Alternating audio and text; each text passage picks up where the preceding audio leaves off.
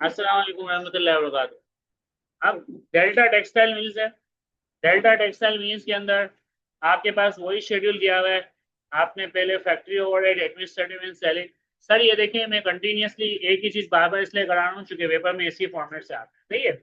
आज मैं ये काम कर रहा हूँ, इसके साथ ना मैं एक रिक्वायरमेंट ऐड कर रहा हूँ। वो रिक्वायरमेंट में क्या ऐड कर रहा हूँ? Prepare income statement. एक छोटी सी रिक्वायरमेंट में और डाल रहा हूँ। सही है। एक ये रिक्वायरमेंट में डाल रहा हूँ, और एक इंफॉर्मेशन में और डालूंगा। ठीक है ना, सवाल के दरमियान एक इंफॉर्मेशन में और ऐसे डाल रहा हूँ कि आप ये ओ है ना, ठीक है, इसके बाद आप एक और रिक्वायरमेंट डाल दें। ठीक है ना, सेल्स की रिक्वायरमेंट डाल दें। किसकी रिक्वायरमेंट डाल दें? सेल्स की। ये सेल्स हुई है मिसाल के तौर पर 20 लाख की। सही है। ये स्क्रीन शॉट चेक करें।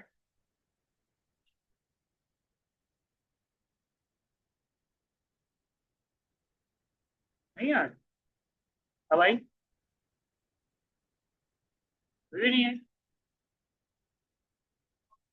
वो 2 मिनट।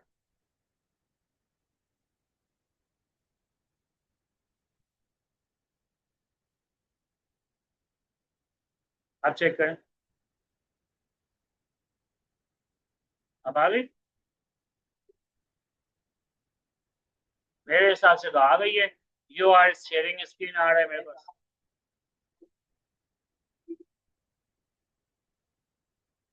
अब देखें, जूम देख।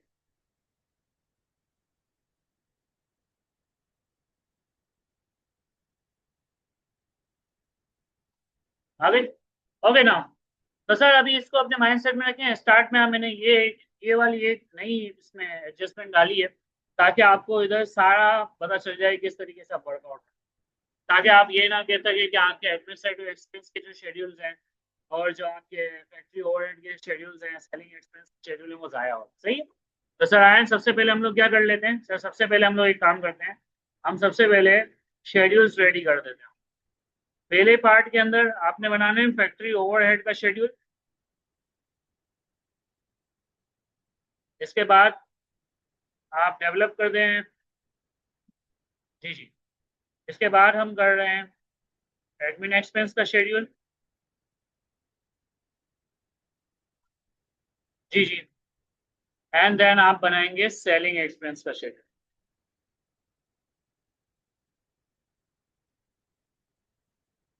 ये आपकी हो गई सारी चीजें। अब आए, स्टार्ट की एंट्री सारी छोड़ दें। इधर से आप करना शुरू करें एफ से। एग्जाम मैंने बोला इनडायरेक्ट मटेरियल। सर वो है आपका 14,000। ओके। इसके बाद इनडायरेक्ट वेज, वो हो गया आपका 20,000। इसके बाद फैक्ट्री यूटिलिटीज,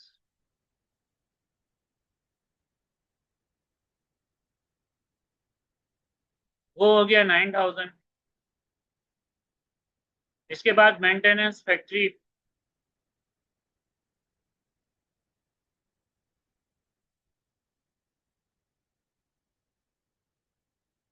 6,000। इसके बाद सुपरवाइजर सैलरी,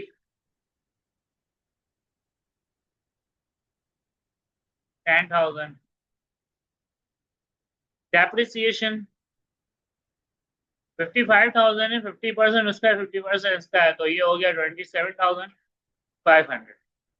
और डेप्रिसिएशन में इधर भी डाल देता हूँ, 27,500। सही है। इसके बाद सर आपका एडमिन ऑफिस एक्सपेंस, ये हो गया आपका 17,000। सैलरीज एडमिन की 28,000। सेलिंग एक्सपेंस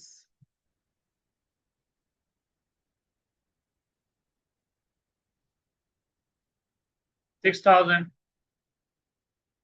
एडवर्टाइजमेंट ये हो गया आपका 15,000। अब सर ये मतलब के डेटा हमने सारे सर्कुलेट कर लिए। अब हम इनका टोटल फाइंड आउट कर लेते हैं।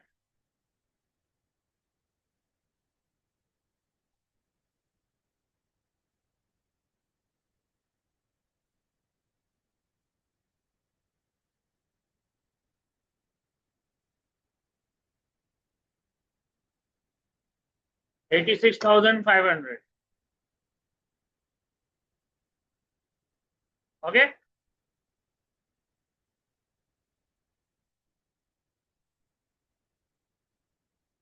72,500 आपका है एडमिन एक्सपेंस। और ये हो गया आपका 21,000 का सेलिंग एक्सपेंस। सही है।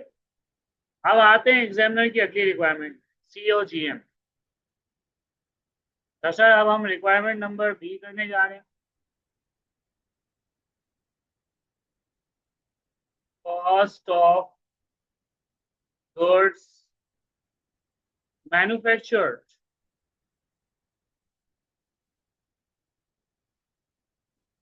अब सबसे पहले रॉ मटेरियल की एडजस्टमेंट देख लेते हैं। Raw material opening.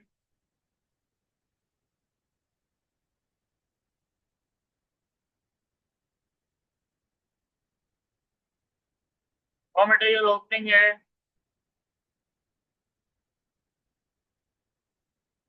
28,000। ओके।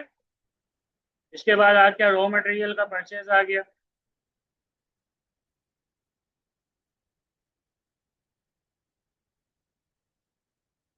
$2,60,000।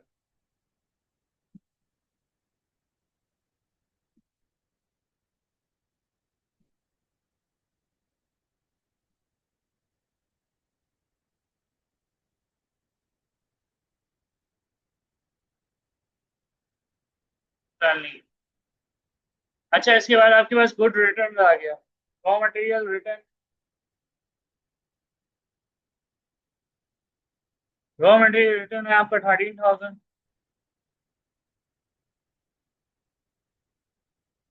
अब देखिए वर्ड लिखा हुआ है fried inwards. Fried inward.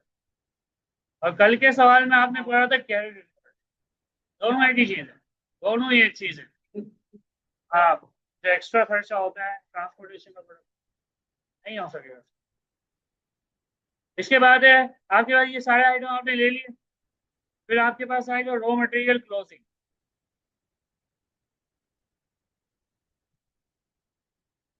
Raw material closing आपका दिया हुआ है सवाल में 21,000। तो सर यू कैन फाइंड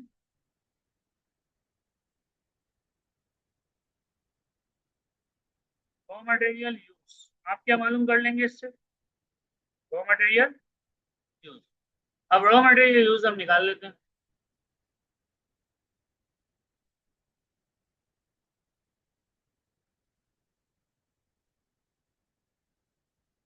जो कि आ रहा है सर आपका 62,000।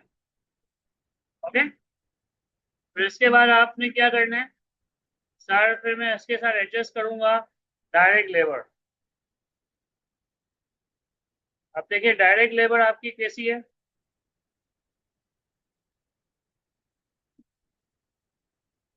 सर डायरेक्ट लेबर में आपके पास डायरेक्ट लेबर पेड है और आउटस्टैंडिंग है, तो दोनों को क्या कर लेंगे? ऐड कर लेंगे।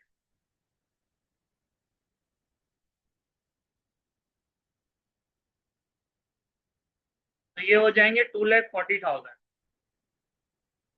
और जब आप इसको एडजस्ट कर देंगे तो आपके पास आ जाएगी प्राइम कॉस्ट। क्या आ जाएगी सर? काइंडली नाम जो मैं स्टार्ट स्टार्ट से करवाता जा रहा हूँ उसको अपने माइंड सेट में रखिएगा। तो ये हो जाएगा आपका 5,02,000। ओके। अब एग्जामिनर ने आपसे मांगना है मैन्युफैक्चरिंग कॉस्ट, तो उसके लिए मेरे को एफओएच चाहिए होंगे। और एफओएच मैंने रिक्वायरमेंट नंबर ए में सॉल्व कर दिए जो 86,500। तो वो मैं कॉपी पेस्ट कर देता हूँ। You can find manufacturing cost. तो आपको क्या मिल जाएगी?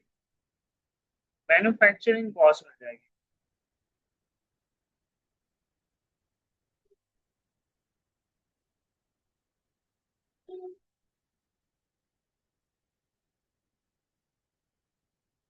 तो सर ये हो जाएगा 588,500।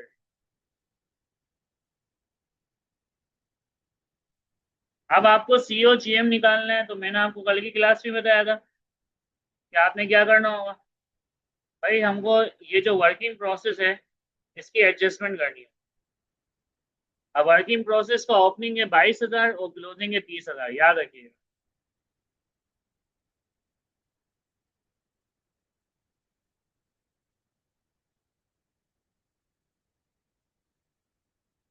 Working process opening 22,000, working process closing 30,000। ठीक है, 30 है। एक दादा देख भी लेते हैं भाई, 2230 है।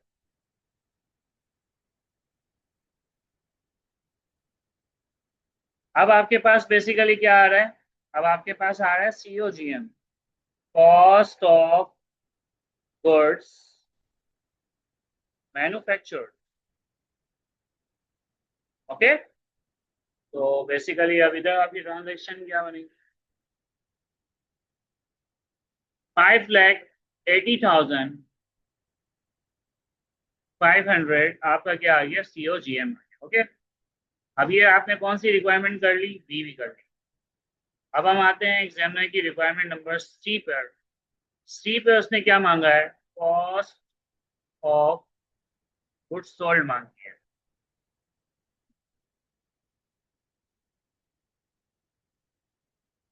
अब इसको निकालने का तरीका क्या किया था सर, इसको निकालने का तरीके का सर, फिनिश गुड का मैं ओपनिंग रखता था और फिनिश गुड का ओपनिंग आपको इधर से मिल जाएगा सवाल से। वो था 40,000। फिर सर सीओजीएम की जो वैल्यू आती थी, जो मेरे को रिक्वायरमेंट नंबर बी से मिली है, 5,80,500। और sir finish good closing, finish good closing, और फिनिश गुड क्लोजिंग कितनी दी हुई है सर, 45,000। तो now you can find cost of goods sold. अब आप क्या मालूम कर रहे हैं, कॉस्ट ऑफ गुड्स सोल्ड आप मालूम कर रहे हैं।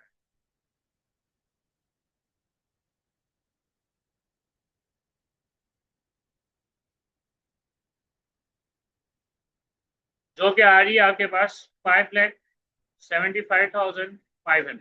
ओके, डन हो गया। अब आए मेरी बात में,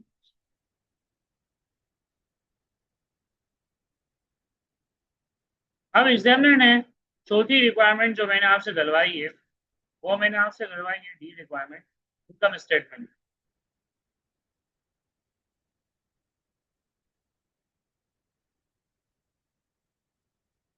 अब इनकम स्टेटमेंट में सबसे पहले आपने अपनी सेल्स रख दी 2 मिलियन।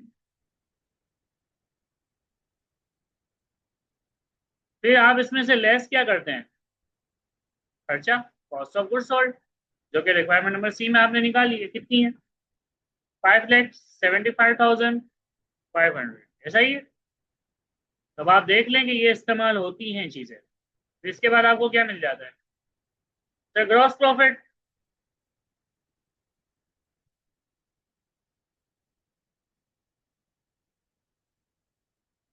तो सर आपका ग्रॉस प्रॉफिट कितना है, 14,24,500। ओके, फिर आप इसमें से लेस क्या करेंगे सर, हम इसमें से अपने एडमिन एक्सपेंस को लेस करेंगे,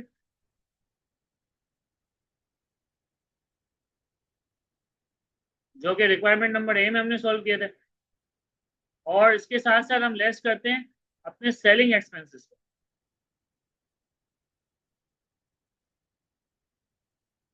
जो कि रिक्वायरमेंट नंबर ए में हमने किए।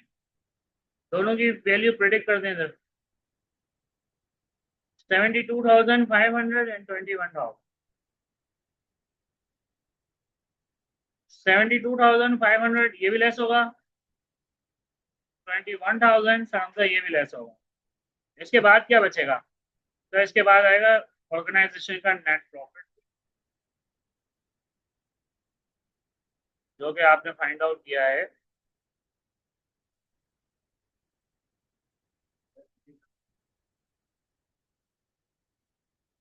तो सर आपका जो नेट प्रॉफिट आया है 13,31,000। ओके। तो ये आप समझ लें कि अब आपको आज ये चीज क्लियर हो गई होगी कि सर जितने आइटम हमने निकाले ना वो सारे हमारे पास रेलेवेंट आइटम थे। अच्छा, होता ये बात होगा कॉस्टिंग के सवाल के अंदर सेल्स टैक्स का इम्पैक्ट आ जाता है। तो अब इसके बाद जो नेक्स्ट चीज मैं वो करवानी है वो मैं वो कॉस्टिंग के सवाल के साथ सेल्स टैक्स का इम्पैक्ट करवाना है। ठीक है ना। तो काइंडली इसको अपने माइंड सेट में रखिएगा कि जब आप सीओजीएम निकाल रहे होंगे तो उधर सेल्स टैक्स का इम्पैक्ट आएगा, तो उधर ट्रांजेक्शन किसी और रेशो की हो जाएगी। तो इंशाल्लाह नेक्स्ट क्लास के अंदर मिलेंगे, हम इसका सेल्स टैक्स का इम्पैक्ट देखेंगे, फिर हमारा ये टॉपिक वाइंड अप हो जाएगा। वालेकुम अस्सलाम वरहमतुल्लाहि वबरकातुहू।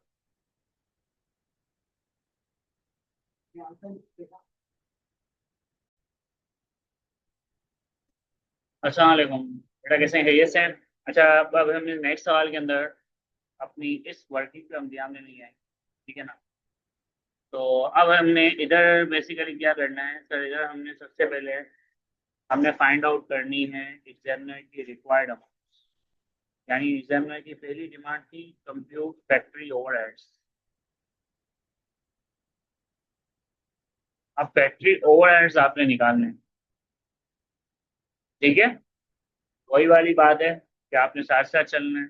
और एग्जामिनर ने आपसे कोई बोला एडमिन आप अलग से निकालो, सेलिंग आप अलग से निकालो, उसने बोला सिर्फ फैक्ट्री ओवरहेड्स। ठीक है। लेकिन अगर आप साथ साथ कर लेते हो ना तो आपका फायदा ये होगा कि जब आप कॉस्ट ऑफ गुड्स मैन्युफैक्चर बनाओगे, इनकम स्टेटमेंट, ये सवाल पूरा है।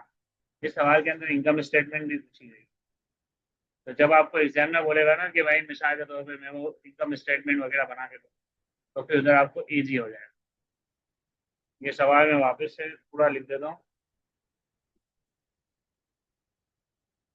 तो आप देख सकते हैं ये सवाल पूरा ही आएगा। तो इस सवाल में देखें आपके पास एग्जामिनर ने हर चीज पूछी है आपसे।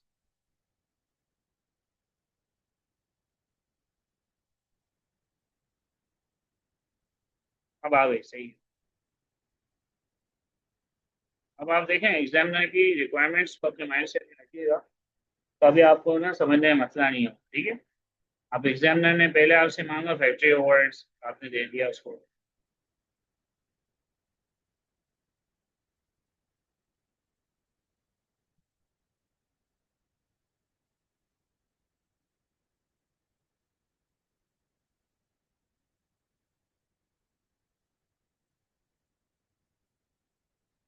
अब आपने फैक्ट्री ओवरहेड्स एक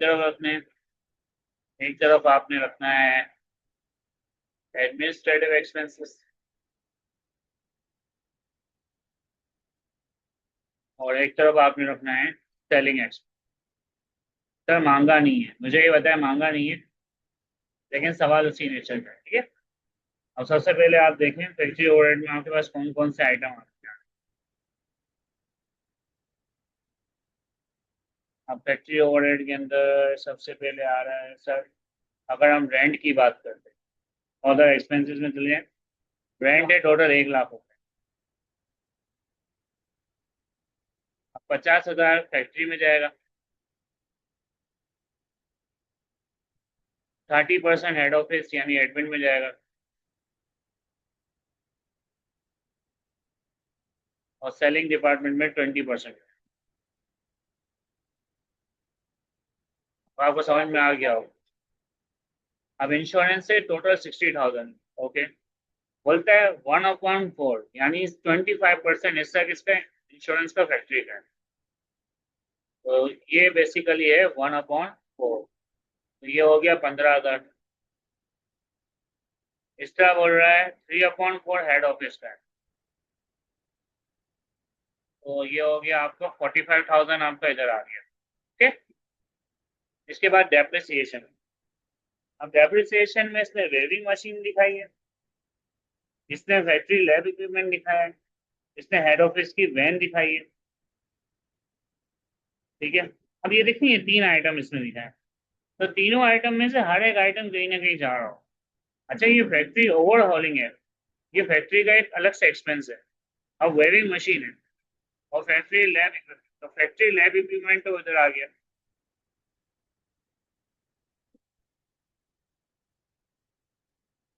जो कि आपका आ गया 25,000। ओके, तो इसके बाद आ गया आपका weaving machine. Sir weaving machine आपका हेड ऑफिस में जाएगा।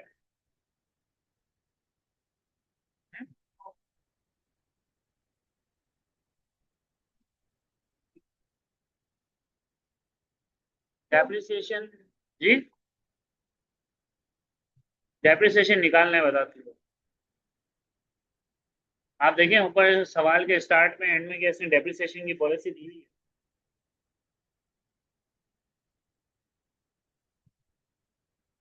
होनी चाहिए, सवाल के अंदर डेप्रिसिएशन की पॉलिसी होनी चाहिए।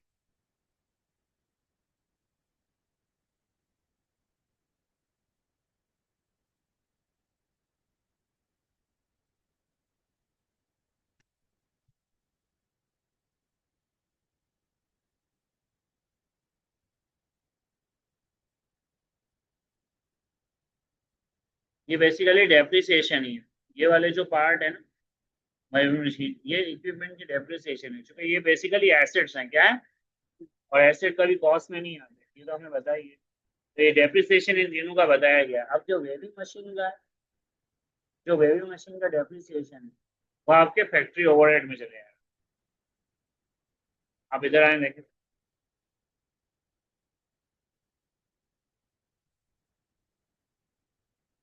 ओके,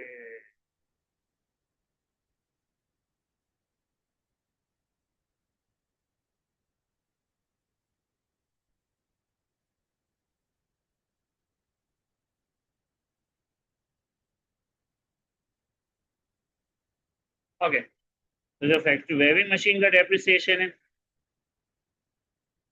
वेविंग डेप्रिसिएशन, वो है आपका कितना है, 45,000। ओके, इसके अलावा आपका जो डेप्रिसिएशन इसने और दिया हुआ है हेड ऑफिस स्टाफ एंड, वो तो एडमिन में ही जाएगा।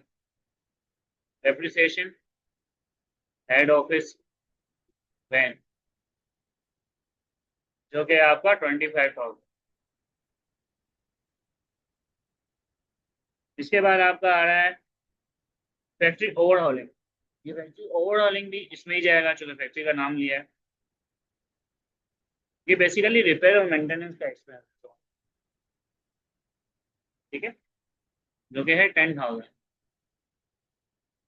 इसके अलावा उसने बोला फ्राइड एंड, फ्राइड एंड छोड़ दो।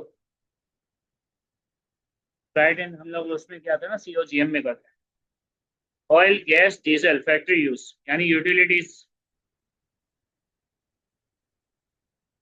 तो यूटिलिटीज कितनी है सर आपकी, 12,000 की, ठीक है। इसके बाद है man machine tools. Machine tools है सर, वो भी आपका फैक्ट्री में ही जाएगा। मशीन टूल्स है 18,000 है, ऐसा ही है। अब एडवर्टाइजमेंट सर सेलिंग में ले आओ, 11,000। इसके अलावा distribution and carriage outward, distribution and carriage outward, ये भी आपका सेलिंग में जाएगा।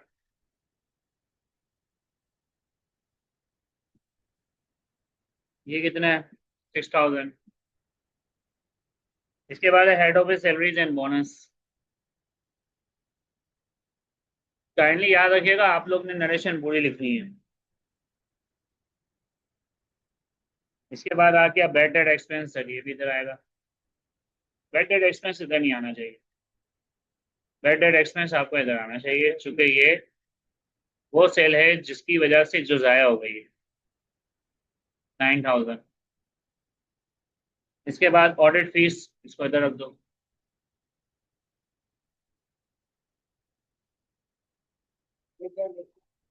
13,000। सेलिंग में, क्योंकि बैड डेट का मतलब होता है वो सेल जो ज़ाया हो गई, वो सेलिंग डिपार्टमेंट का नुकसान। अब ये सारे आइटम हमने फुलफिल कर लिए, ऐसा ही है। अब हम निकालते हैं सबके टोटल्स।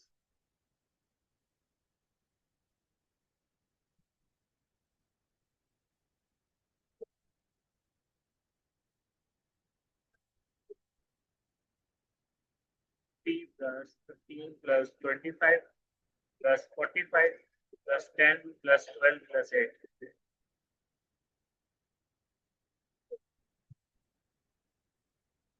ठीक है। अच्छा, इधर आप लोग एक और आइटम ले लें।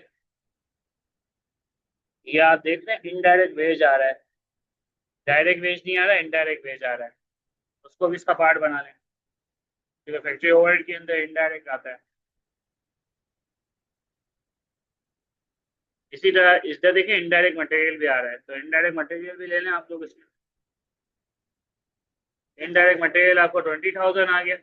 ओके, ये देखिए इनडायरेक्ट मटेरियल आ रहा है इधर, वो आप ले लें।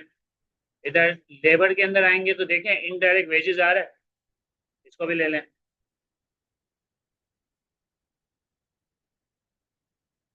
ये इनडायरेक्ट वेजेस हैं आपकी 30,000। ओके, तो इसके बाद देखिए कोई आइटम आपका क्वेश्चन नहीं है।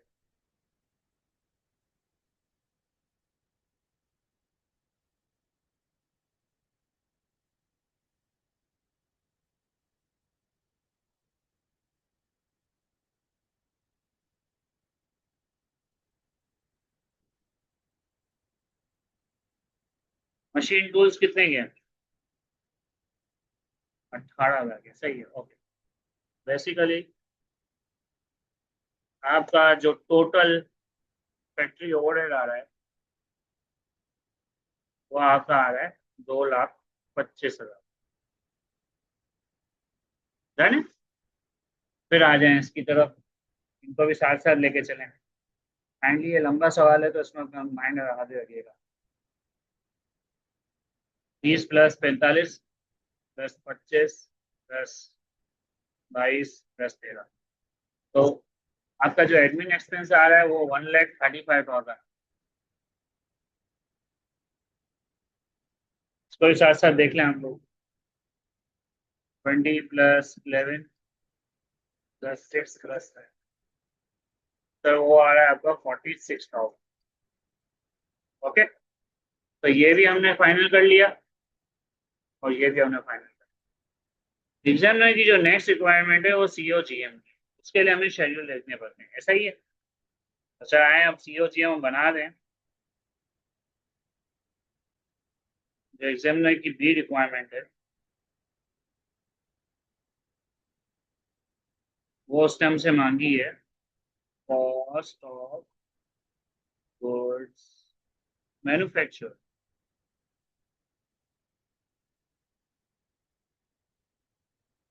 यानी वो हमसे चाह रहा है कि भाई सीओ जीएम आप प्रिपेयर करके दें। ओके, तो आए सीओ जीएम देखते हैं।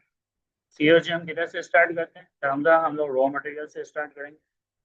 सबसे पहले हमें क्या चाहिए होगा? रॉ मटेरियल का ओपनिंग बैलेंस।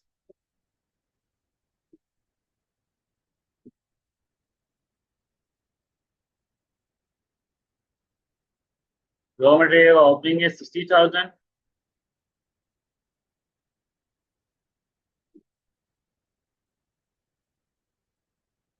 फिर रॉ मटेरियल की परचेज होती है।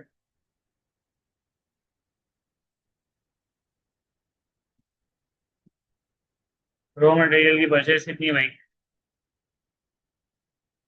वो है 2.5 लाख रुपए।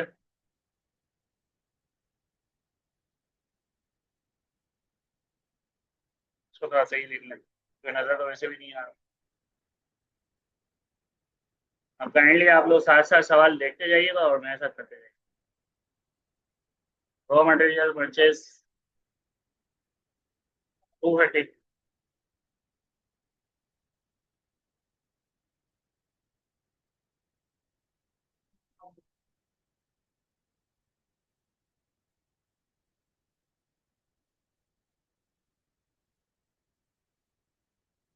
फिर इसने क्या बताया आगे?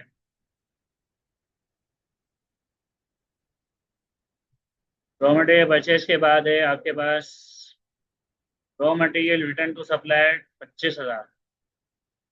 ओके, अब रिटर्न कितनी की हमने सप्लायर को?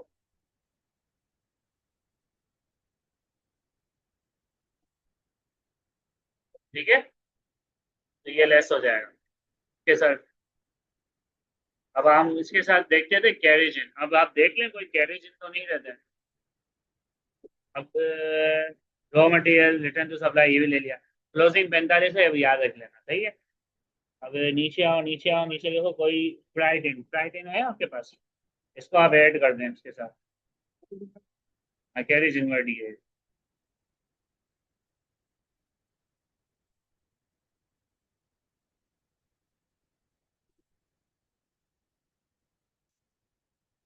ये था आपके पास 20,000 हो गए, ठीक है। फिर आपके पास आ गया रॉ मटेरियल क्लोजिंग,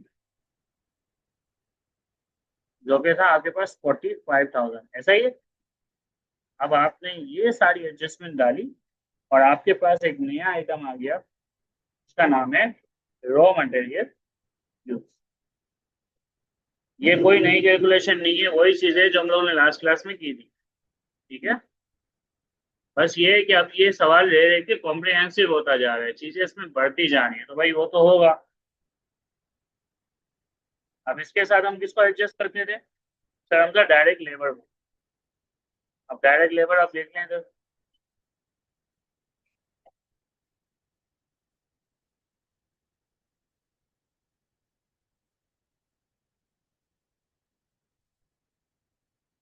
देखें, डायरेक्ट लेबर सवाल में आपको दी हुई है 2.5 लाख रुपए, ओके। वो इनडायरेक्ट वेज है, तो उसको हम फैक्ट्री ओवरहेड में काउंट कर चुके हैं। तो डायरेक्ट लेबर सिर्फ 2.5 लाख रुपए ही है, कोई भी अदर कॉस्ट नहीं है।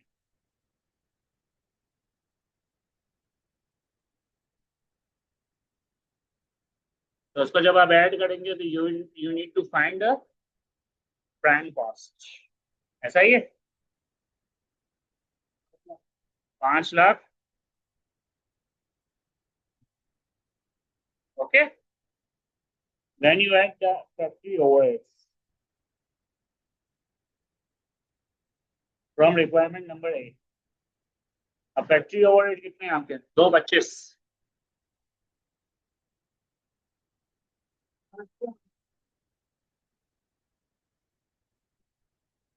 अब फैक्ट्री ओवरहेड कितने बेटा आप लोगों के?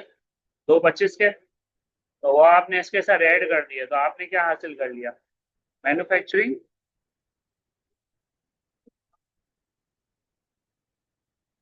आपको हासिल हो गई मैन्युफैक्चरिंग कॉस्ट। क्या हासिल हो गई? तो ये हो गई आपकी 7,35,000 हो गई, ओके। अब इधर आपने बेसिकली एक एडजस्टमेंट करनी है, किसकी एडजस्टमेंट करेंगे? इसके बाद किसकी एडजस्टमेंट करते थे हम लोग?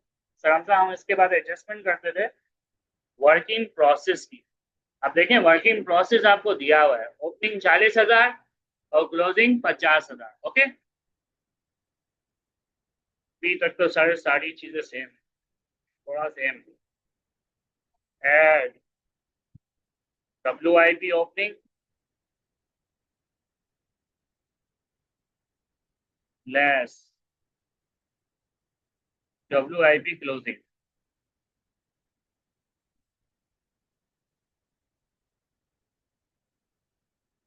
40 और 50।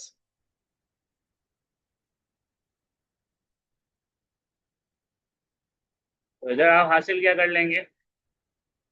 Cost of goods manufacture. अब ये आपका वो पॉइंट आ गया जिधर आपको क्या मिल रहा है? Good manufacture.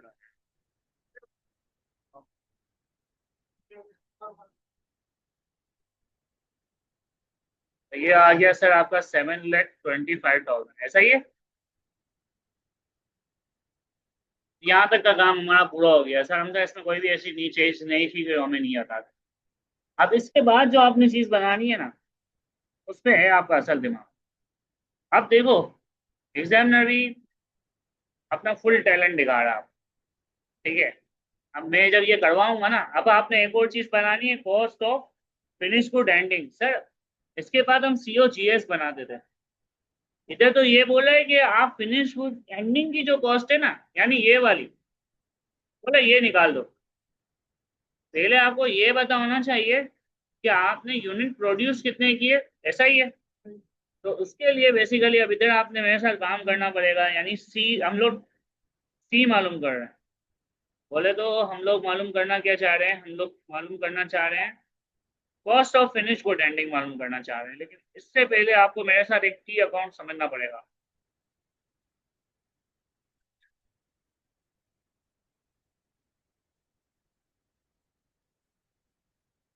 आप देखो, जब भी हम किसी भी फैक्ट्री का प्रोसेस चेक करते हैं ना, हम एक की अकाउंट बनाते हैं जिसे हम बोलते हैं WIP अकाउंट।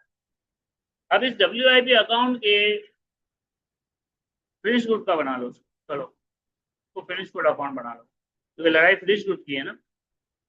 फिनिश गुड का आपने ओपनिंग बताया, सर ओपनिंग कितना है? सर हमजा ओपनिंग यूनिट कितने हैं? 4,500। ओके।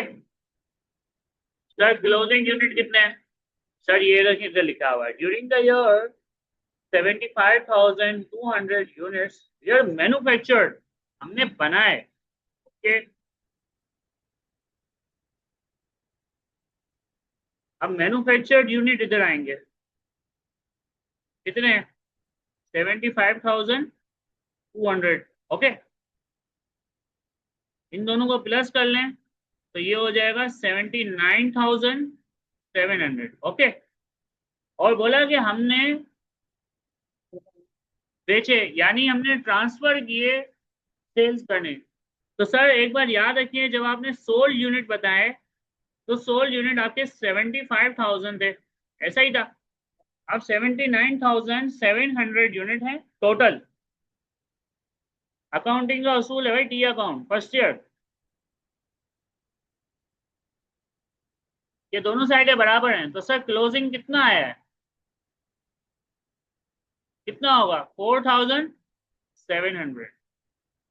तो ये बेसिकली टी अकाउंट बनाने की वजह क्या बनी? सर हमें पता चल जाए कि ये जो हमारे पास लिखा हुआ आ रहा है ना, फिनिश गोल्ड 31 तारीख 12 महीना 2014 के दिन कितने यूनिट बचे थे एंड में, तो अब मैं लिख सकता हूँ कि भाईजान कितने यूनिट बचे थे?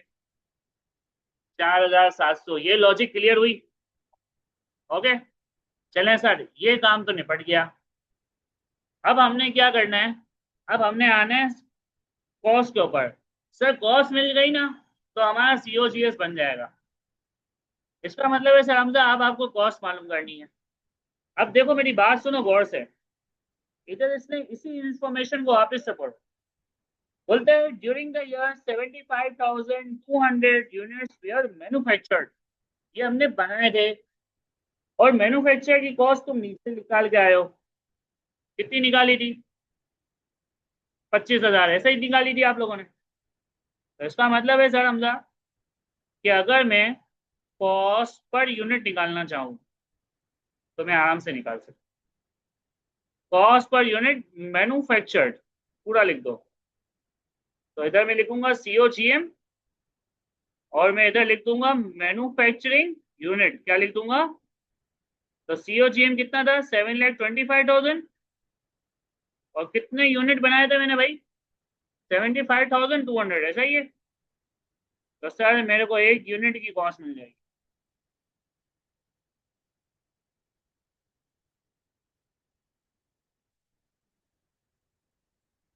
जो कि है 9.64। अब इससे मुझे क्या फायदा होगा? सर इससे मुझे फायदा ये होगा कि देखो मेरे को एंडिंग के यूनिट पता चल गए हैं, मेरे को एंडिंग के, और मेरे को एक यूनिट की कॉस्ट भी पता चल गई है। मैं मल्टीप्लाई करके एंडिंग की कॉस्ट निकाल लूंगा। देखो मेरे को यूनिट पता चल गए टी अकाउंट से, कॉस्ट पता चल गई स्टेटमेंट से, दोनों को मल्टीप्लाई करके मैं बचे हुए सामान की कॉस्ट निकाल सकता हूँ ना। तो अब मैं निकालने जा रहा हूँ कॉस्ट ऑफ एंडिंग इन्वेंट्री। अब मैं क्या निकालने जा रहा हूँ? कॉस्ट ऑफ एंडिंग इन्वेंट्री के लिए मैं क्या करूंगा? कॉस्ट पर यूनिट मल्टीप्लाई कर दूंगा एंडिंग यूनिट से। सही है। कॉस्ट पर यूनिट है 9.64, उसको मल्टीप्लाई कर दो भाईजान 4,700 से, और सर हमजा आपकी एंडिंग कॉस्ट भी आ गई। हाँ ऐसा ही है। तो एंडिंग कॉस्ट आ गई है आपकी 45,312 रुपये। तो एग्जामिनर का ये जो सी रिक्वायरमेंट था ना, ये अब तक का नया आइटम था आप लोग। अच्छा, इसने आपको बोला है कि मेरे को पर यूनिट कॉस्ट निकाल दो। ये देखो मैंने सी के अंदर ही पर यूनिट कॉस्ट निकाल के दे दिया। उसने बोला है भाई cost of finish good ending, हमने सर वो भी निकाल दी। अब हमें बोल रहे हैं इनकम स्टेटमेंट बना के दे दो। अब देखो तुम्हारे पास दो उसूल हैं, या तो तुम इनकम स्टेटमेंट में सीओजीएस बना लो, या तुम सीओजीएस की स्टेटमेंट अलग बना लो। ठीक है, मैं रिकमेंड करूंगा सीओजीएस की स्टेटमेंट अलग बना लो। चूंकि हाँ, चूंकि उसकी वजह ये है कि जब आप कंपनी के अंदर जाते हो तो हर स्टेटमेंट अलग अलग फॉर्मेट में होती है, तो ऐसा नहीं हो तुम तो एंड में सब ब्लेंडर कर दो। क्योंकि ये बहुत लंबा सवाल था और सीखने वाला सवाल था। अभी तो देखिए हम इसे डी रिक्वायरमेंट बना रहे हैं, कॉस्ट ऑफ गुड्स सोल्ड। अब इसमें हमने सीओजीएस बनानी है। सीओजीएस के सिर्फ 3 स्टेप हैं। सर सबसे पहले हमें फिनिश गुड का ओपनिंग चाहिए। सर फिर हमको सीओजीएम की वैल्यू चाहिए, और फिनिश गुड का क्लोजिंग चाहिए। ऐसा ही है। ओपनिंग कितना दिया हुआ है? सर ओपनिंग है आपके पास 54,000। सीओजीएम की वैल्यू है 7,25,000, और क्लोजिंग है 45,312। ओके, तो सर आपके पास अब जो आंसर आने वाला है वो किसका आएगा? कॉस्ट ऑफ गुड्स सोल्ड का आ जाएगा।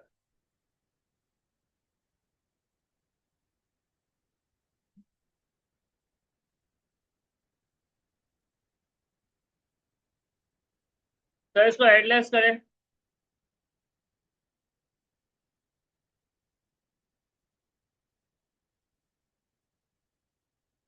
तो सर आपके पास जो कॉस्ट ऑफ गुड्स सोल्ड आ रही है वो 7,33,688 आ रही है। ओके, हाँ, तरीके का यही है। हाँ, लाइन से फॉर्मेट फॉलो करो। देखो कॉस्टिंग का पेपर उस बच्चे का बहुत हंसते हंसते निकल जाता है जो स्टेप फॉलो करता है। इसमें आप अभी तक देखो जिस बच्चे ने स्टेप फॉलो किया उसने स्ट्रेट सवाल सॉल्व किया। भले सवाल में एक, ये अभी कितने आइटम है इस सवाल में? 20 से 25 आइटम है। आप 20 से 25 क्या 50 आइटम भी आप सोल्व कर सकते हो, whether you are following the format. Format follow करना ये कॉस्टिंग का मेन उसूल होता है। मैंने आपको पहले दिन ही बोला था कॉस्टिंग में कोई फॉर्मेट नहीं है। हर कंपनी अपने अपने फॉर्मेट से चलती है, कोई कॉम्प्लेक्स चलती है, कोई सिंपल चलती है। आप आंसर कैसे भी लाओ, लेकिन अगर एक सिंपल फॉर्मेट आपके माइंड सेट में है तो उसको आप फॉलो करो। और आपको बेसिकली ये चीज पता होनी चाहिए कि भाई वो ना क्या बोलते हैं, कौन सा एलिमेंट किस एंगल में जाएगा। अगर आपकी इसकी नॉलेज नहीं होगी कि ये कॉस्ट किस में ले जानी है तो फिर आप पेपर में मसले करो। अब देखें आपकी इनकम स्टेटमेंट आ रही है। अब इनकम स्टेटमेंट में हमारे एलिमेंट कौन कौन से थे? सर सबसे पहले तो हमारा सेल्स का एलिमेंट था। ओके, सेल्स में से सर हम लोग माइनस करते थे सीओजीएस। ओके, फिर इसके बाद हमारे पास क्या आ जाता था? ग्रॉस प्रॉफिट आ जाता था। ग्रॉस प्रॉफिट में हम लोग माइनस कर देते थे एडमिन एक्सपेंसेस। ओके, फिर इसके बाद हम माइनस कर देते थे सेलिंग एक्सपेंसेस। फिर इसके बाद हमारे पास आ जाता था नेट प्रॉफिट बिफोर टैक्स। फिर नेट प्रॉफिट बिफोर टैक्स में से आप लेस कर देते थे टैक्स। फिर इसके बाद आ जाता था नेट प्रॉफिट आफ्टर टैक्स। अच्छा, इसमें मैंने टैक्स का भी थोड़ा सा डाला है ताकि ये सवाल में आज ये वाला करवा के सारी लॉजिक इसकी फाइनल कर दूँ। अब सेल्स कितनी है? वापस ऊपर जाएं। सेल्स है आपकी 15 लाख रुपए की। सही है बेटा?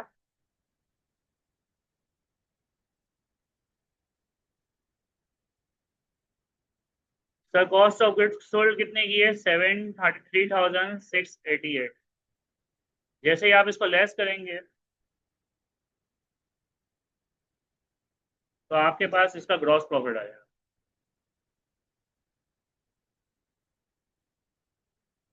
766,312। ओके, अब एडमिन एक्सपेंसेस कितने के? सबसे ऊपर जाएं। 1,35,000 के एडमिन एक्सपेंसेस और 46,000 के सेलिंग एक्सपेंस।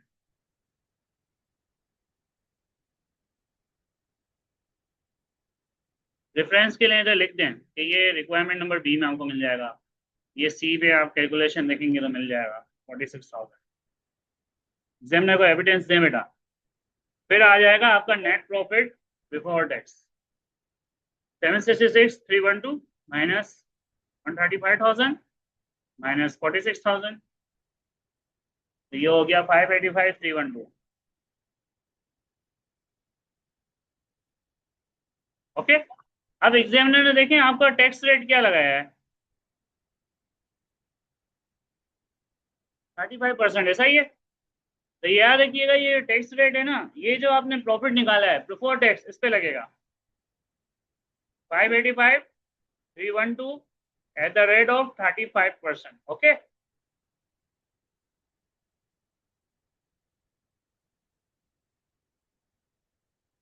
204,860, नो, ये टैक्स की अमाउंट है। अब आप देखें आपकी इनकम का एक अच्छा खासा हिस्सा गवर्नमेंट लेके चले गई। अगर मिसाल के तौर पे आपने तकरीबन 6 लाख तक कमाए तो 2,04,860 हो गए, ठीक है ना। तो ये बहुत बड़ा ब्लेंडर है। और बचा क्या आपके पास, 3,80,452। तो सर आज बेसिकली कॉस्टिंग का जो सीए, ये जो अकाउंटिंग फॉर मैन्युफैक्चरिंग कंसर्न है, इसका ये बहुत कॉम्प्रिहेंसिव क्वेश्चन करवा के मैंने इसको वाइंड अप कर दिया, ठीक है। और काइंडली इसको रिवाइज करें, इन्हीं लेक्चर्स को रिवाइज करें। If you want any kind of lecture notes तो सर काइंडली आप कांटेक्ट करें, आपको डिस्क्रिप्शन में नंबर दिया हुआ होगा। व्हेन यू पे यू विल गेट, ओके, कोई भी फ्री में नहीं होगी। अल्लाह हाफिज़।